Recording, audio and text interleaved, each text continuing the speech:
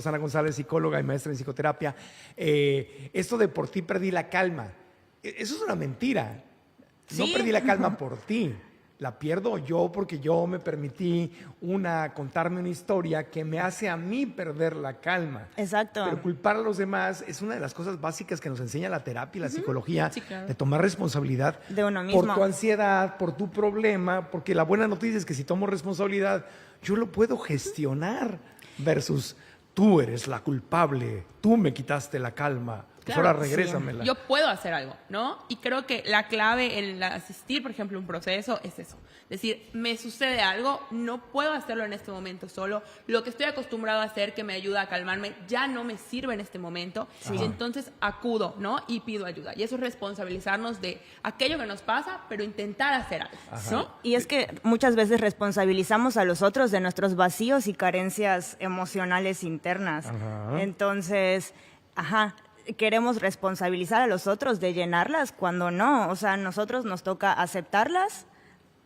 y si se puede, cambiarlas. Gestionarlas. Pero el problema de andar culpando a los demás es que no lo puedo arreglar. Claro.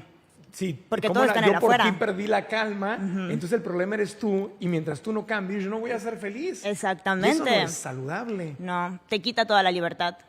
Te quita el poder, te quita la libertad, te quita tu autonomía, te quita tu libertad de decidir ser feliz. Exacto. Y buen peso para el otro, ¿no? Sí. Sí, pobre, que del otro cargue Además, tu tenga que cargar con la responsabilidad con tu felicidad. de lo que a nosotros nos corresponde entender y comprender de Exacto. nosotros mismos. Exacto, Sí. exacto. Estamos hablando del síndrome del easy, de la ansiedad que da por anticiparte al futuro. Vamos a poner un pedacito del podcast de esta semana. Quiero que lo escuchemos juntos porque tiene mucho que ver con este tema. Esta semana está Cristian Marquina, que es estratega mental, y Marisa Casarín, que es terapeuta gestalt, y nos hablan de los temperamentos y el carácter, ¿no? Porque mucha gente dice, yo así nací, ¿no? Y así me voy a morir. Así soy. Así soy, y si ya saben cómo soy, ¿para qué me invitan, no? Pero justamente una de las cosas que nos conviene romper con el pasado es esta forma de gestionar los problemas con violencia, ¿no? O sea, mientras más vieja de la generación, había más violencia. Mi mamá me contaba literalmente que cuando se quiso ir de monja, la sacaron del convento y le pegaron una patiza. O sea, literalmente, no, o sea, real. O sea, la patearon, le pegaron.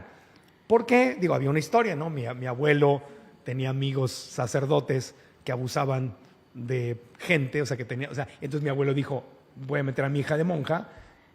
Era Por protegerla. por protegerla, porque él sabía que había cochinero y medio en su Allá experiencia adentro. personal en los seminarios, por protegerla la sacó. Pero en ese tiempo no se gestionaba como mi hijita, mi amor.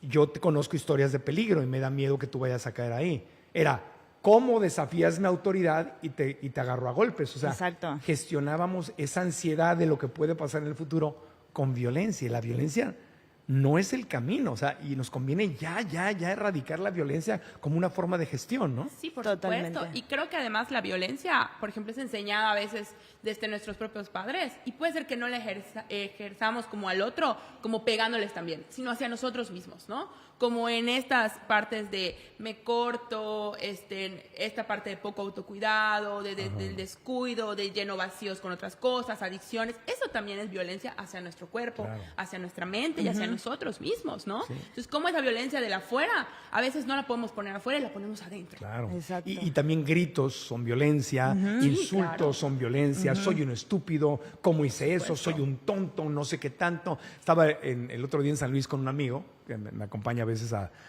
como manager en las giras, y delante de mí, o sea, unos segundos, le robaron el WhatsApp. ¿Por qué? Porque dijeron, tenemos un paquete de Amazon y te mandamos una clave, dinos la clave, y cayó el pobre. Ajá. Y agarra y dice, es que soy un estúpido, Marco. ¿Cómo me? Le dije, wow, bájale la violencia. Enrique, le mando un abrazo, por cierto.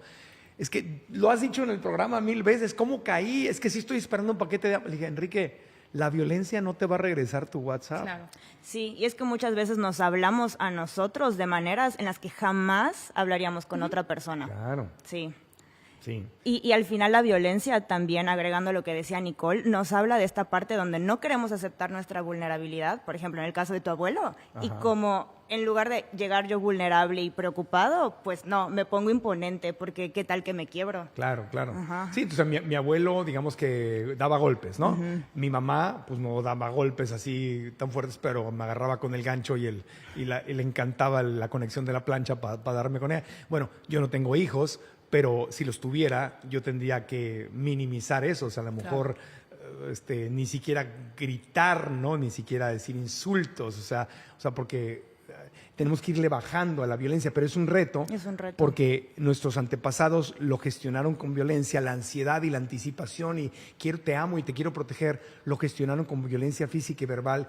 Y ahora nosotros, aunque lo recibimos, nos toca no continuar la violencia. Claro, pero para poder llegar a eso tenemos que entender qué pasó, ¿no? O sea, como nuestra propia historia, la vivencia de nuestras experiencias, las partes ahora sí que antepasadas, ¿no? Y eso también poder pensarlo es todo un reto, es toparse con una parte dolorosa a veces de nosotros mismos, Sí, ¿no? exactamente. Sí. Oye, vamos a escuchar un pedazo del reto. Me pueden haber educado así, lo pude haber vivido en la casa, pero yo tengo la posibilidad de terminar la violencia y gestionar con mis miedos del futuro o con mis ganas de proteger a los seres que amamos sin violencia, ni para nosotros ni para los demás.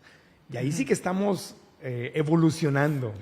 A un nivel Totalmente, alto. sí, porque implica descubrir cuál es ese patrón que se viene repitiendo en tu familia desde hace mucho tiempo y modificarlo, pero no es así como, vale, ya lo identifiqué, listo, lo cambio, ¿Y ahora como qué me hago? cambio de blusa o me cambio de peinado, o sea, no.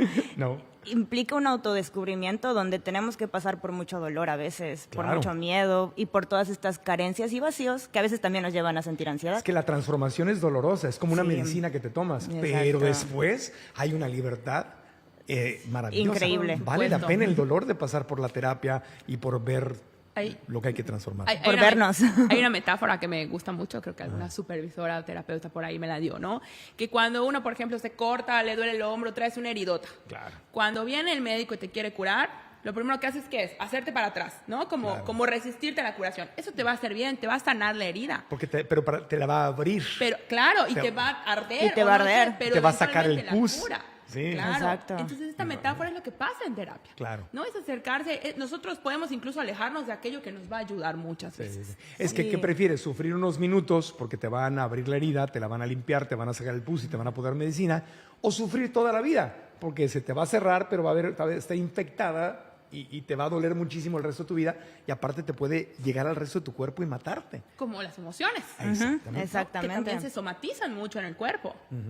Sí. Por ejemplo, Edgar, aquí de Ciudad de México, nos dice, tenía una entrevista, pues estamos hablando de la ansiedad anticipatoria, ¿no? Del síndrome del EASY. Dice, tenía una entrevista de trabajo súper importante y desde que me la confirmaron, mi mente empezó a maquinar, ¿y si no soy bueno? ¿Y si no me dan el trabajo? ¿Y si no respondo bien? ¿Y si me trabo? Dice, pasé toda la semana imaginando cómo iba a fallar. Al final me llaman el mismo día para decirme que la entrevista se posponía y me di cuenta que había gastado toda mi energía de la semana preocupado por algo que ni siquiera sucedió.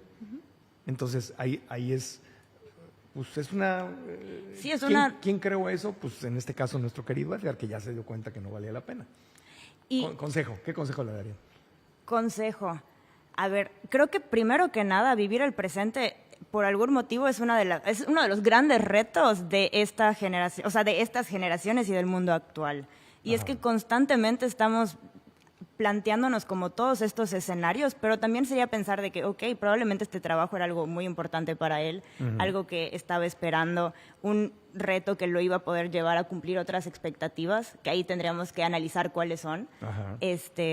Y al final constantemente estamos gastando esta energía en cosas que todavía no suceden. Que no suceden. Sí, y a lo mejor una forma de gestionar, si tienes miedo de una entrevista, en vez de estarte preocupando de la entrevista, pues a lo mejor júntate con tus amigos Y dile, prepárate. oye, vamos a jugar a que me están haciendo la entrevista. Así lo hacen los políticos. O sea, se juntan con su staff y les tiran todas las preguntas duras que la prensa les puede tirar y se preparan para responderlas. No se van a Sí. dormir preocupados, sino hacen algo al respecto, practican y se preparan. Y es que también ahí mi consejo sería como primero identificar todo este miedo que estás viviendo sobre la entrevista y primero sentirlo. Me estoy muriendo de miedo por esta entrevista. Creo que va a estar muy difícil. Lo reconozco. Lo reconozco, lo acepto, lo vivo y después de vivirlo, igual y ¡bum! Porque Claro. las emociones sanas, recordemos que no tienen una duración larga. No. Si yo reconozco mi miedo y mi estrés ante ese evento, puedo pasarlo y Claro. pasar a lo siguiente. Claro. Pero primero es reconocer que me siento por algún motivo inferior o no capaz Claro. de lograr este reto. Pero lo puedes manejar. Nosotros en nuestros entrenamientos de ventas que le damos a grupos y a gente que se dedica a vender, se llama manejo de objeciones. Entonces practicamos con ellos las objeciones de los clientes. Tu producto está muy caro, tu competencia es mejor que tú, no sabes de lo que estás hablando, hay un producto mejor que el tuyo. En vez de tenerle miedo a las objeciones, practicas las objeciones Claro, y practicas cómo las manejarlas. aceptas. Las aceptas y las practicas. de Y tal te forma- preparas para ello, ¿no? Claro, así cuando te hacen la objeción, entonces tú ya estás súper tranquilo porque ya te preparaste, ya recorriste ese camino, en vez de estar sentado en la parálisis del análisis sin hacer nada. Y es que muchas veces nos cuesta inconscientemente reconocer que no somos perfectos y queremos pretender serlo. Entonces ahí ya no somos nosotros. A veces Claro. es mucho más gracioso decir, ay, no lo sé, Claro. que decir, te lo invento. Qué interesante. Ajá. Claro, pues si eres una entrevista y dice, y si me preguntan algo que no sé, pues hay algo que no sabes. Y si Por sale, supuesto. Todos tenemos algo que no sabemos. sí, y si Claro, sale, dices, como oye, de qué interesante.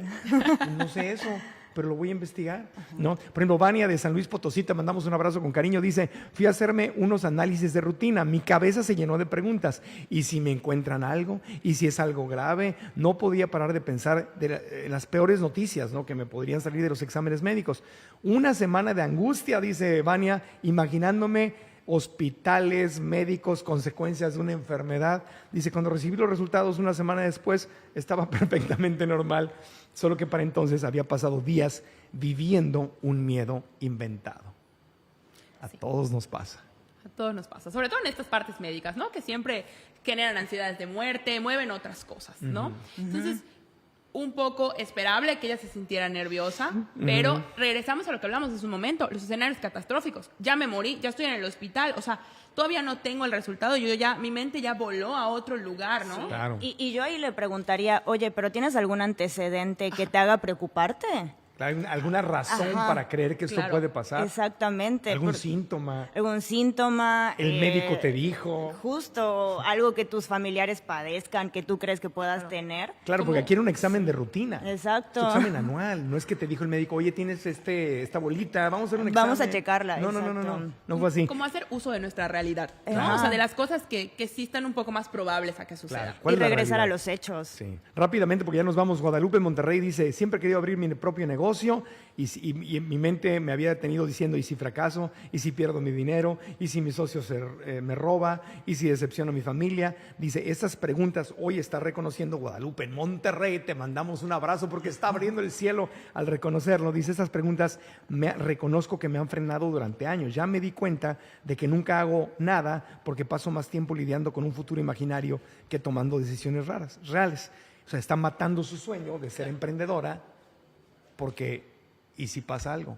Aparte, es probable que si pase, pues hay que estar preparado para que pase. Siempre Pero- pueden haber ambos escenarios. ¿Sí? Y cómo la ansiedad nos lleva al autosabotaje, Claro. ¿no? Y a detenernos a hacer cosas, que es lo que hablábamos al principio. Cuando Claro. ya no es funcional, cuando ya no puedo hacer lo que debería estar pudiera haciendo o lo que normalmente hago, Sí. allá es momento de decir, hay algo atrás que está pasando Claro. y muy probablemente esta sensación la tengan otros espacios, Claro. ¿no? Y en el caso de abrir tu negocio, para eso haces un plan de negocios, donde ves Exacto. escenario A, Claro. escenario B, escenario C, ves todas las consecuencias posibles y ves cómo manejarlas si es que se presentan. Pues nos despedimos de este segmento y de Telefórmula. Nicole Martínez, psicoterapeuta, ¿dónde te podemos encontrar para más, para consultas y para aprender más? Me pueden encontrar en Instagram como sic.nicolemartinezm, Ajá. ¿no? O Como psicóloga. Como psicóloga, ajá. S-I-C. Sí, correcto. Nicole Martínez M. sí. Gracias. Correcto, muchas gracias. Y Rosana González, ¿dónde te encontramos para ir a terapia? También en Instagram como sic.rosana con doble S González. Ok, muchas gracias a las dos por haber estado aquí con Gracias nosotros. a ti por el Gracias. espacio. Ojalá regresen pronto. En Telefórmula se quedan con Maxine Goodside. En Radio Fórmula continuamos después de una pausa. Vamos a hablar de los lunares. ¿Cómo saber si un lunar es coqueto o es peligroso? Desde Mérida, Yucatán. Volvemos después de mensajes.